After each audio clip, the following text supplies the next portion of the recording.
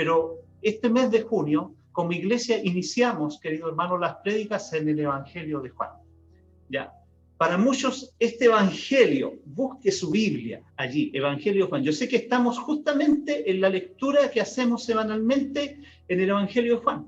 Capítulo 19 y 20 llegamos, y ahora vamos a comenzar a predicar en este libro, el Evangelio de Juan. Y fíjense, hermanos queridos, que para muchos este Evangelio es una de las joyas preciosas que tiene nuestra Biblia. Algunos escritores bíblicos han afirmado que lo más sublime de la Biblia se halla en los evangelios. Y lo más sublime de los evangelios es el Evangelio de Juan. Miren qué tremendo. ¿Qué connotación tiene este libro? Este libro, hermano, ha sido considerado el punto más prominente de las Escrituras. Y tanto los padres de la Iglesia como muchos comentaristas bíblicos, pensadores bíblicos, estudiosos bíblicos y muchos creyentes de todos los tiempos le tienen un cariño especial, un cariño único a este libro. Así que si usted lo comienza a leer y está leyéndolo, sin duda se va a enamorar de él, porque aquí hay temas que en los otros evangelios no se tocan. Este Evangelio de Juan fue el último de los 4 evangelios en ser escrito y nos presenta una perspectiva muy diferente de Jesús en relación a los otros 3 evangelios, llamados sinópticos, Mateo, Marcos, Lucas, usted los conoce. Los primeros 3 evangelios fijan su atención, y yo quiero que aquí vayamos dándole la distinción de por qué vamos a predicar y vamos a basar las prédicas en este evangelio. Porque los primeros 3 evangelios fijan su atención en los acontecimientos, en los sucesos, en lo que Jesús hizo y enseñó. Pero fíjense, el Evangelio de Juan, ya en los primeros párrafos, los primeros versos, se aparta notablemente del estilo de los otros evangelios, porque centra o pone su atención más en lo que Jesús es. En lo que Jesús es. Se enfoca más en su deidad, en su esencia, en su naturaleza. Así que, imagínese, querido hermano, lo podríamos preguntar, ¿verdad? ¿Quién es Jesús entonces? ¿Ya? ¿Quién es Jesús? Para nosotros, ¿quién es Jesús para el mundo? Y vamos a tratar de descubrirlo. Así que yo le voy a invitar a que busque su Biblia allí, ya en Juan capítulo 1, verso 1 al 5, porque este pasaje nos va a introducir a temáticas maravillosas durante estos meses de aquí en adelante. Ya, a ver, busque su Biblia, hermanos queridos, busque su Biblia allí, con toda tranquilidad, ya sea en su teléfono, en su computador, o una Biblia así como la que estoy usando yo, ¿verdad? Que es física y uno la puede hojear y la puede marcar, ¿ya? Vamos a leer entonces, ¿ya? Este pasaje y nos vamos a introducir a este tema de quién es este Jesús que se centra Juan, el evangelista Juan. Bien, leamos en el nombre del Señor. Dice así: en el principio era el Verbo, y el Verbo era con Dios, y el Verbo era Dios. Este era en el principio con Dios. Todas las cosas por Él fueron hechas, y sin Él nada de lo que ha sido hecho fue hecho. En Él estaba la vida, y la vida era la luz de los hombres. La luz en las tinieblas resplandece, y las tinieblas no prevalecieron contra él. Qué hermoso pasaje, hermano. Usted puede continuar leyéndolo, del versículo 6 al 18, porque este es el prólogo que habla Juan, ¿ya? Y en el prólogo, fíjense que Juan menciona casi todas las temáticas que va a abordar y va a desarrollar a lo largo de todo, ¿cierto?, su evangelio. Así que este es el gran desafío de las prédicas de aquí en adelante. Hermanos queridos, ¿quién es Jesús? Si usted hace esta pregunta en estos tiempos, tendrá variadas respuestas. Para algunos, Jesucristo es solo un gran maestro de moral. Para otros, es un personaje histórico que hizo bien a la humanidad y que su modelo, ¿cierto?, su estilo de vida todavía, ¿cierto?, se reconoce. Para otros, quizás la respuesta va a ser, fue un gran profeta. Para otros, Jesús es solo un gran hombre que fue creado por el Dios Padre. Porque así se ve la figura de Jesucristo a lo largo de la historia, desde que Él pisó este mundo, ¿verdad? Y cómo se ha ido desarrollando su biografía, su conocimiento en el mundo. Muchos lo ven de una o de otra manera.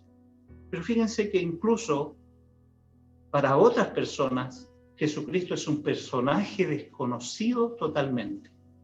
Desconocido.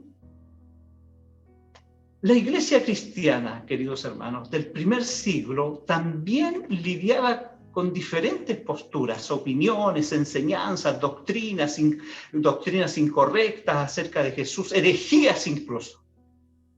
Estas impresiones e ideas erróneas acerca de Jesús tenían el objetivo, porque cuando no se habla bien de quién es Jesucristo, entonces ese parlamento, esa enseñanza, esa opinión, esa postura puede llevarnos a errar en nuestra fe. Entonces, cuando la iglesia del primer siglo se enfrentó a diferentes ideas erróneas con respecto a la persona de Jesucristo, y estas ideas erróneas que nosotros y los escritores bíblicos le llaman herejías, ¿verdad?, tenían el objetivo de desviar de la fe verdadera a los creyentes. Y una de las razones por la que el apóstol Juan escribe su evangelio es justamente para contrarrestar estas enseñanzas y opiniones erróneas y poder mostrar, escúcheme bien, la verdadera identidad de Jesús. ¿Quién es Jesús? Juan predica para mostrar la verdadera identidad de Jesús. Juan, el apóstol Juan, ese discípulo amado que se recostaba en el hombro, ¿cierto?, del maestro. Ese discípulo amado que era parte del círculo íntimo de Jesús. Este hombre, ¿cierto?, que tuvo una visión cercana e íntima de Jesús. Él nos quiere mostrar que Jesús es el Cristo, el Mesías profetizado en el Antiguo Testamento, que es Dios y que vino para revelar a ese Dios invisible, al Padre, y para que este mundo que no le conocía pueda creer en Él y podamos, ¿cierto?, tener esa vida eterna. Fíjense el propósito tremendo. Este, hermano querido, lo que yo les mencioné ahora, este es el propósito sublime de este evangelio. Que sus lectores, que quienes oyen los mensajes de este evangelio, puedan creer que Jesús es el Cristo,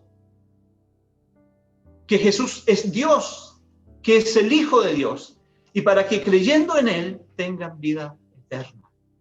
Esa vida que trasciende el escenario de esta realidad que vivimos. Fíjense, hermanos, para confirmar este propósito sublime, en Juan capítulo 20, verso 31, dice: pero estas cosas, hablando del libro, del Evangelio de Juan, se han escrito para que creáis que Jesús es el Cristo. Estas cosas que Juan dejó registradas en este Evangelio se han escrito con el propósito de que el mundo que lee, que escucha, pueda creer que Jesús es el Cristo, el Hijo de Dios, y para que creyendo en Él tengáis vida en su nombre, dice este pasaje. ¿Y sabes cuál es mi anhelo, querido hermano? ¿Y por qué estoy aquí? ¿Y por qué todos nosotros hacemos todos estos esfuerzos como iglesia? Querido amigo,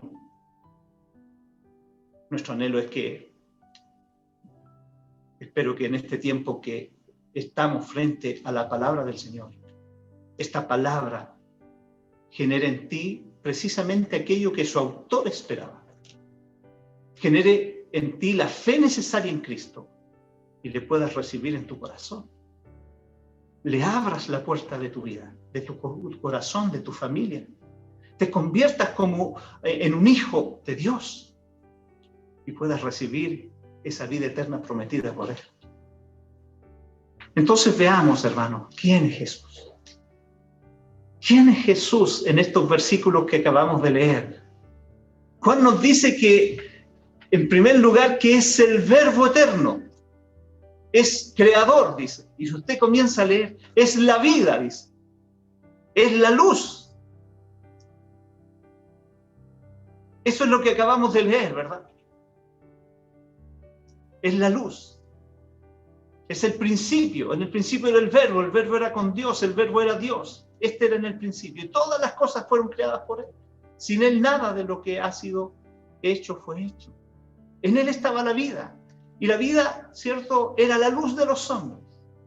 La luz en las tinieblas resplandece y las tinieblas no prevalecieron contra Él. ¿Sabe qué? Si usted sigue leyendo, usted podría leer hasta el versículo 18, como le decía delante, y podría enumerar y subrayar con un lapicito, ¿verdad?, en su Biblia, subrayar las diferentes cosas que dice Juan acerca del verbo. Y fíjese, dése ese trabajo. ¿Qué es lo que dice Juan?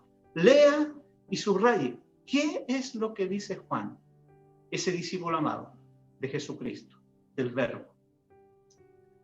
Primero, Juan dice lo siguiente: el verbo Jesucristo es Dios eterno. En los versos unidos dice lo siguiente, quiero repetir este versículo porque es un versículo que muchos leen y no todos logran comprender. Porque Juan hace un juego de tiempos. ¿Ah? Se remonta a los inicios de todo. Y ahí en el versículo 1 y 2 dice: en el principio era el verbo, y el verbo era con Dios, y el verbo era Dios. Este era en el principio con Dios. Y yo quiero centrarme en la palabra verbo, porque esta palabra, hermanos queridos y amigos, tiene un mensaje profundo en realidad. El término verbo se traduce en el griego como logos o palabra. Este concepto, hermano, tiene un profundo significado, tanto en el pensamiento judío como en el pensamiento griego. Y acordémonos que en las clases de introducción bíblica, ¿se acuerdan ustedes? Estuvimos hablando con el pastor Eduardo y él compartía que cómo es nuestro acercamiento a la Biblia. ¿Con qué mirada yo me acerco a la Biblia? Podemos acercarnos con ojos griegos, ¿cierto? Y mirar desde una mirada occidental todo lo que ocurre en la Biblia, pero también podemos mirarla desde una perspectiva judía, ¿verdad? Hebrea.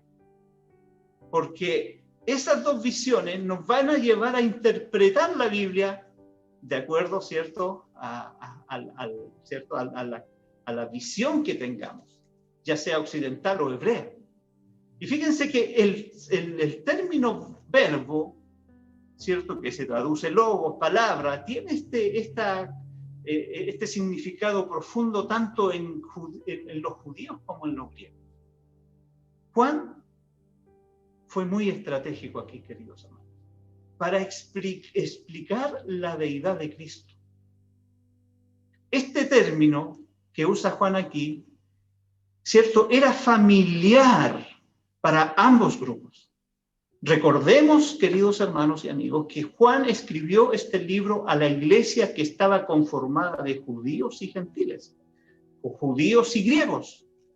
Ambos grupos tenían una idea particular de este término, el logos, el verbo.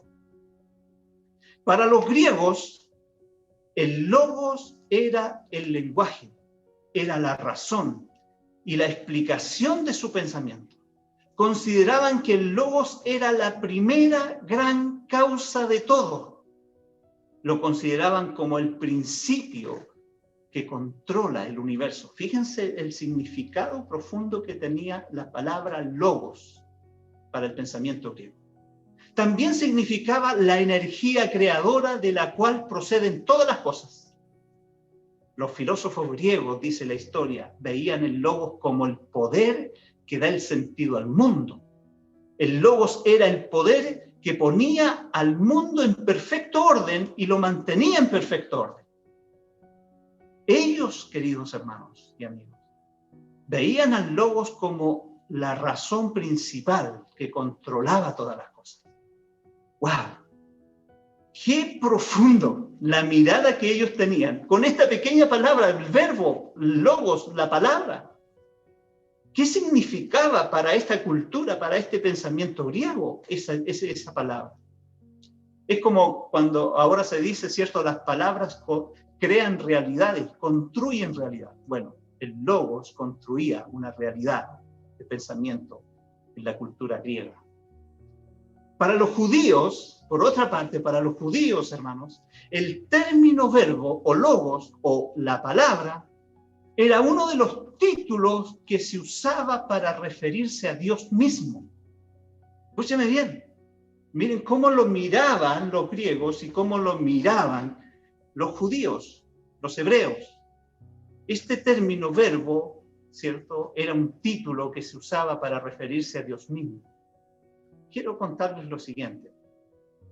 Por ejemplo, los judíos usaban una versión del Antiguo Testamento cuando estudiaban los mandamientos de Dios o la Torá, ¿cierto? Los judíos usaban una versión del Antiguo Testamento conocida como el Targum. Bueno, el Targum era una interpretación en arameo de la Biblia hebrea.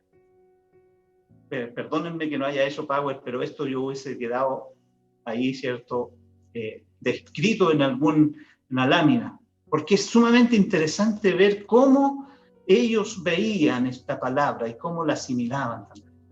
Bueno, pero el Targum era una interpretación en arameo de la Biblia hebrea. El arameo era el idioma del pueblo, el idioma, ¿cierto?, de las personas más humildes, ¿ya? Una de las características de esta versión es que muchas veces sustituía o interpretaba o traducía el nombre de Jehová o el nombre de Dios por la expresión la palabra de Dios. Entonces, ¿se dan cuenta? Vamos a ver un ejemplo, ¿ya? Por ejemplo, en Éxodo capítulo 19, verso 17, si usted va a su Biblia, ¿ya? El texto hebreo decía lo siguiente: Moisés sacó del campamento al pueblo para recibir a Dios. Los traductores del Targum lo cambiaban o lo interpretaban diciendo lo siguiente: Moisés sacó del campamento al pueblo para recibir la palabra de Dios. ¿Se da cuenta? Ese juego, ese cambio, esa interpretación. Entonces, hermanos, los comentaristas o estudiosos de los idiomas dicen que en el Targum hay 320 pasajes donde el nombre de Dios es reemplazado por la frase la palabra. Por lo tanto, en el primer siglo, los judíos estaban muy familiarizados con la expresión la palabra, el logos, el verbo, así también como lo estaban familiarizados los griegos. La palabra, el logo, para los judíos era uno de los títulos que usaban para referirse a Dios mismo. Qué interesante, hermanos. Yo no sé qué les pasa a ustedes cuando comenzamos a abrir la Escritura y comenzamos a descubrir estos pequeños detalles.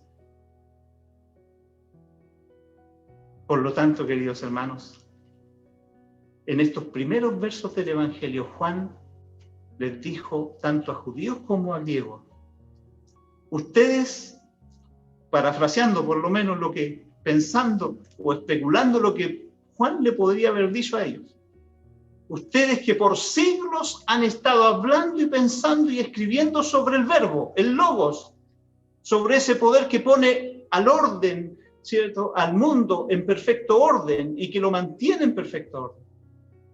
Ustedes que han estado hablando y pensando y escribiendo tantos siglos del verbo, han estado hablando de esa palabra, le decía a los judíos, que se usaba para referirse a Dios mismo. Juan les dice en el verso 14 que ese verbo se ha hecho carne.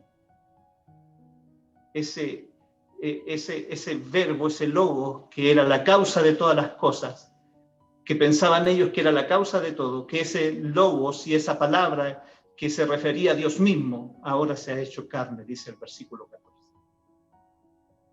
Leámoslo, dice, aquel verbo, el logos, la palabra, fue hecha carne. Y habitó entre vosotros, entre nosotros. Y vimos su gloria, y gloria como el del unigénito del Padre, lleno de gracia y de verdad. Juan, queridos hermanos, fíjense lo que hace. Juan toma y usa ese concepto, el verbo, que era conocido y muy familiar tanto para judíos como para griegos, al cual se le atribuía el poder de la cierto que se le daba que le daba el sentido a todo el universo, y que Juan lo toma y señala aquí al revelador del incomprensible e invisible Dios. Dice que ese verbo se hizo carne en la persona de Jesucristo. Señala a Jesucristo. Y todo su evangelio se centra en lo que Jesucristo es. Entonces, hermano, Juan identifica la palabra, el verbo, el logos de Dios como una persona. No simplemente como parte de Dios, sino una persona que estaba desde el principio con Dios, pero que al mismo tiempo era Dios. Juan, queridos hermanos y amigos, está diciendo que la palabra, el verbo, el cual él, ¿cierto?, al cual él se refiere en el versículo 1, cuando dice, en el principio era el verbo y el verbo era con Dios y el verbo era Dios, este era en el principio. Juan está diciendo que no es un concepto abstracto, porque ya existía desde antes de todo. En el principio ya estaba allí y era Dios, dice Juan. Y ahora se ha manifestado, se ha hecho carne en la persona de Jesús. No es un concepto abstracto. En estos dos versículos, hermanos queridos y amigos, Juan nos está mostrando que Jesús, el Logos, es el Dios eterno. Porque existió desde la eternidad. Porque existió junto al Padre y tiene existencia propia, distinta al Padre. La pregunta que podríamos hacernos acá es, hermanos, ¿qué impacto tiene esta verdad en nuestra vida? ¿Es así como estamos viendo a Jesús? ¿O nuestra mirada hacia Jesús, o esta persona de Jesús, como que ya se ha desgastado para nosotros? Estamos siendo impresionados por la persona de Jesús, por este nombre, que es sobre todo nombre. ¿O está siendo algo tan común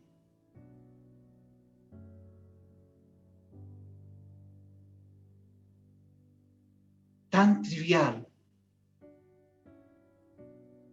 que comunicamos sin temor muchas veces, que ya no nos sorprendemos de él, de su persona, de su existencia, de su esencia, de su poder? ¿Qué impacto tiene esta verdad en tu vida? Que el Logos, el Verbo, Jesucristo, es Dios. Es Dios, que es eterno, que no tiene principio, que no tiene fin, que tiene la esencia y la naturaleza de Dios. Creo que con el pasar de los años, los hijos de Dios, los creyentes, tú y yo, como que vamos perdiendo la perspectiva de quién es Jesús. Vamos perdiendo la perspectiva. Pareciera que es un personaje más común, como cualquier otro, que existió y que pisó, que vino a este mundo y que existe, pero que no tiene ahora el peso, la autoridad plena sobre mi vida. Como que Jesucristo, ya no me asombro, ya no me detengo a contemplarlo, a contemplar su hermosura, su gracia, su poder. Hemos perdido esa sensibilidad de estar con Él, de buscarle, de reconocerle.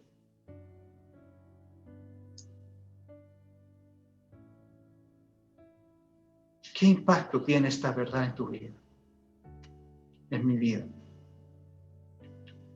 Volver a recordar la sustancia plena de Jesucristo, su verdadera identidad. Hermanos, no es cualquier maestro, no es cualquier profeta. No es un hombre simplemente que vino a hacer el bien a este mundo. Es Dios hecho carne, que pisó, que vino para dar su vida por ti y por mí. Y que reina en el universo, en la historia. Lo que vivimos, hermano, está bajo su gobierno, bajo su poder, bajo su control. Porque es Dios que ha existido por siempre. Que no tiene nada que ver, hermano, con ese Jesús que nos han pintado muchas veces. Y que quizás con ese Jesús que tenemos aquí en nuestra mente, en nuestro corazón. Fíjense, queridos, la atrevida y potente declaración de Juan en estos dos sencillos versículos. Y escúchenme muy bien qué significan para nosotros como iglesia. Esta potente declaración de Juan es la verdad central del cristianismo. Es la verdad de la que depende toda nuestra doctrina y enseñanza. Jesús, el verbo, el logos, la palabra, es Dios. Fue el Dios con nosotros. Que ni la muerte lo pudo detener. Hermanos, esa verdad es la que sustenta nuestra fe, nuestra esperanza. Porque ese Dios que se levantó de los muertos y que fue ascendido a los cielos, un día volverá por su pueblo, por su iglesia, por ti, por mí. Y lo veremos en su plena majestad. Esa potente declaración, hermanos queridos, es la verdad central de nuestro cristianismo. Es también esa potente declaración, es también la enseñanza más controvertida, confrontativa y desafiante que tú puedes enfrentar. Y te hablo a ti en esta hora. Tú que vas escuchando, no sé si en tu vehículo o si estás en tu casa. Esa potente declaración, queridos hermanos, es también la enseñanza más confrontativa y desafiante que podamos enfrentar. ¿Por qué? Piénsalo bien, ¿por qué? La enseñanza bíblica de que Jesús es Dios solo puede generar dos tipos de respuesta. O creemos y aceptamos lo que está diciendo Juan acerca del verbo Jesús, que es Dios, o dudamos y rechazamos esa verdad. Solo puede generar esa respuesta. ¿En qué posición?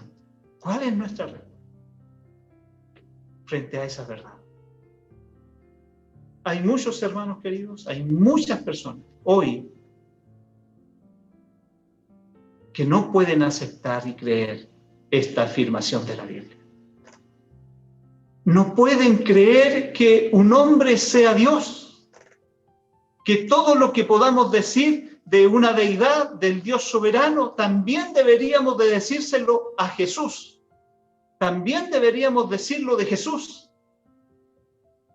Para ellos es demasiado pensar eso.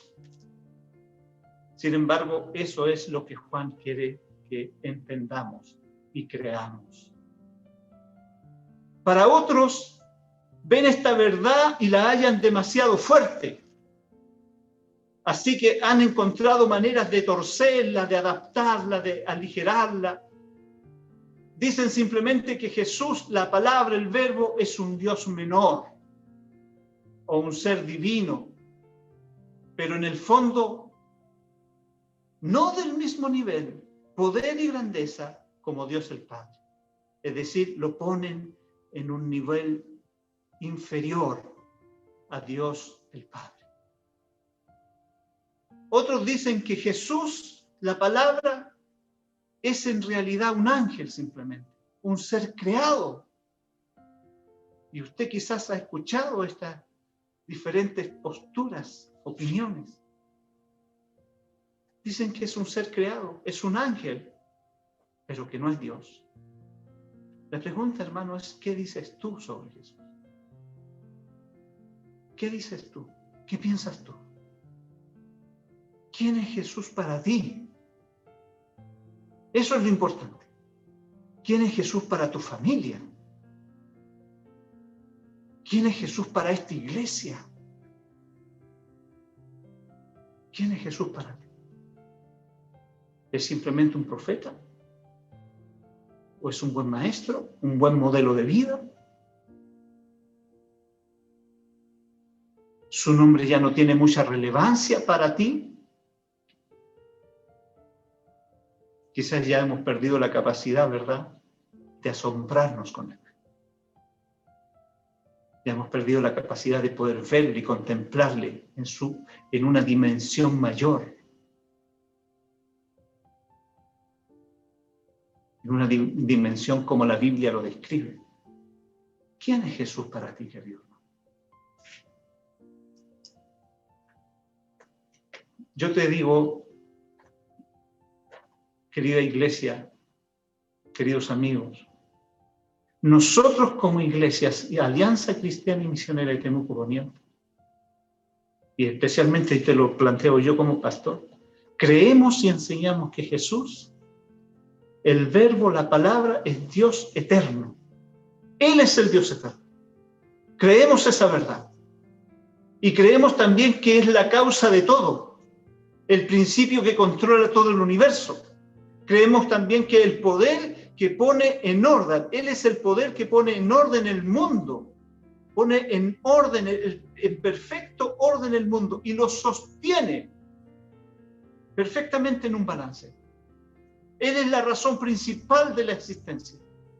Y es por eso que cuando enfrentamos una pandemia, cuando enfrentamos las dificultades de la vida, cuando enfrentamos las adversidades, cuando enfrentamos las pruebas, las enfermedades de la vida, nosotros estamos, ¿verdad?, confiados, porque estamos bajo esa causa perfecta, bajo ese poder perfecto, bajo esa cobertura perfecta que es Dios, nuestro Señor Jesucristo. Pero cuando declaramos que cuando declaramos que Jesús es Dios, esa verdad de que Jesús es Dios, la pregunta es: ¿qué implicancia debe tener esta enseñanza en nuestras vidas? ¿Qué implicancias si tú en esta mañana tú dices: no, es que yo lo reconozco como Salvador, como Señor, pero también lo reconozco como ese Dios que vino a este mundo, que tomó forma de hombre, pero que ahora está y reina, ¿cierto?, por sobre el universo? Yo creo en eso. Bueno, ¿qué implicancia tendría que tener esa enseñanza en tu vida entonces? Si aceptamos y creemos que en esta verdad, entonces, hermanos queridos, todo lo que hacemos y decimos debe ser afectado por esta verdad. No podemos caminar dudando, no podemos caminar con temor, con miedos que nos infunden las diferentes realidades que vivimos. No podemos caminar como que es cierto, como que Él no estuviera con nosotros, porque es Dios y está con nosotros. Entonces, todo lo que, cierto, creemos, lo que hacemos, debe estar afectado. Nuestra vida tiene que estar empapada de esa verdad. Si Jesús es Dios para nosotros, entonces debo recibirle a Él y a sus palabras como de parte de Dios mismo. Él debe ser a quien adore, le levante mi alabanza. En esta mañana, cuando cantaba el ministerio de alabanza, es a Él en que yo tengo que levantar mi alabanza, mi adoración. Vivir una vida y un estilo de vida como para honrarle a Él. Él debe ser a quien debo adorar, a quien debo temer. Y con reverencia debo someterme a su voluntad, a sus designios. Si Jesús es Dios y lo reconozco, entonces toda mi vida, toda su vida, debe construirla alrededor de Él. Y toda mi lealtad y su lealtad debe ir solamente hacia Él. Hermanos, iglesia querida, amigos, la actitud que tengamos en cuanto a la deidad de Cristo en mi corazón será lo que defina la fe o la incredulidad que tengas en tu vida. La actitud que tengamos en cuanto a la deidad de Cristo, cómo veo a Jesús, será lo que define tu fe o será lo que defina tu incredulidad en tu corazón.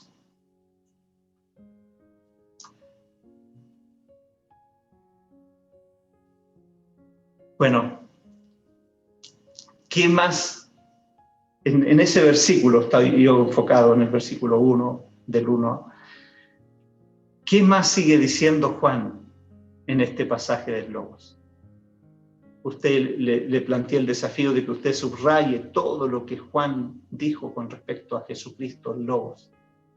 ¿Qué más dice Juan acerca de la deidad de Jesús? Solamente pinceladas así para hacer un barrido en todos los versículos que nos quedan. Versículo 1 y 2 ya dijimos que era el principio, el verbo, ¿cierto? Era con Dios existente. Pero de los versículos 3 al 5 dice que todas las cosas por Él fueron hechas. Participó en la creación. Y sin Él nada de lo que ha sido hecho fue hecho. En Él estaba la vida, en el Logos, en el verbo, en Jesús. Y la vida era la luz de los hombres. Eso es lo que está diciendo Juan, está declarando. Versos 6 al 8 dice que se dio testimonio anticipado de su venida. Hubo un hombre llamado, enviado por Dios, el cual fue llamado Juan, el Bautista, ¿verdad? Vino para dar testimonio de él, de la luz. De los versos 9 al 11 dice que aquella luz verdadera que alumbra a todo hombre, es decir, cuando vino Jesús, Dios hecho hombre, alumbró a todo hombre. Venía a este mundo y el mundo, ¿cierto? En el mundo estaba y el mundo por él fue hecho, pero el mundo no le conoció. A los suyos vino y los suyos no lo recibieron. Eso es lo que dice Juan, sigue diciendo de este Jesús, ¿verdad? En versos 12 al 13 dice que más, si algunos lo rechazaron, pero más a todos los que le recibieron, a los que creen en su nombre, les dio potestad de ser hechos hijos de Dios, los cuales no son engendrados de sangre, ni de voluntad de carne, ni de voluntad de varón, sino de Dios. Verso 14 dice, y ese verbo fue hecho carne y habitó entre nosotros, y vimos su gloria. Verso 15 al 18 dice que de su plenitud tomamos todos, y gracia sobre gracia. La gracia y la verdad vinieron por medio de Jesucristo, del verbo, de Dios, del Dios hecho hombre. A Dios nadie le vio jamás, pero el verbo, el Hijo de Dios, el unigénito Hijo, que está en el seno del Padre, Él le ha dado a conocer. Fíjense, si usted subraya todas esas cositas, hermanos, todas esas cositas, ¿verdad? Va a encontrar que el mensaje de Juan es contundente, tremendo. Es tremendo. Es tremendo. Para concluir, quiero decir lo siguiente, hermanos. El Logos, el verbo, es Jesucristo. Es el Dios eterno, Jesucristo. El verbo, el Logos. Es el creador y es la vida. Él se hizo hombre, y usted bien lo sabe, por la historia, ¿verdad? Y no solamente bíblica, sino que la historia secular lo reconoce. Murió y resucitó para que al creer en Él, usted y yo tengamos vida en su nombre. Y no andemos más en tinieblas. Cerrando con el mismo propósito de Juan. La pregunta, querido amigo, Y tú, querido hermano, que has dudado de la persona de Jesús, ¿cuál será tu respuesta frente a esta verdad? En Juan 1, 9 y 12 dice que hay dos opciones solamente, ¿cierto? Cuando dice, aquella luz verdadera que alumbró a todo hombre venía al mundo. En el mundo estaba y el mundo por él fue hecho, pero el mundo no le conoció. A los suyos vino y los suyos no le recibieron. Ahí tenés la primera opción. Tú puedes seguir rechazando al Logos, al Verbo, a Jesucristo. Puedes seguir rechazando, como lo hicieron muchos hombres, lo han hecho. Como lo han hecho muchos hombres y han cuestionado, ¿cierto?, su poder, su deidad, su naturaleza. Entonces, una de las opciones es que tú sigas rechazándolo. Te resistas y no lo recibas. Pero el verso 12 dice la segunda opción, es que tú tienes. Es que dice que más a todos los que le recibieron. Qué glorioso es eso. Es decir, a todos los que le conceden a él que venga a habitar y a morar.